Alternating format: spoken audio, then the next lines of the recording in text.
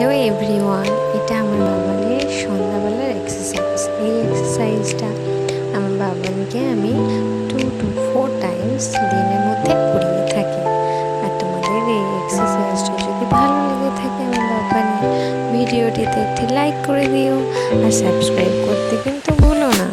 comment অবশ্যই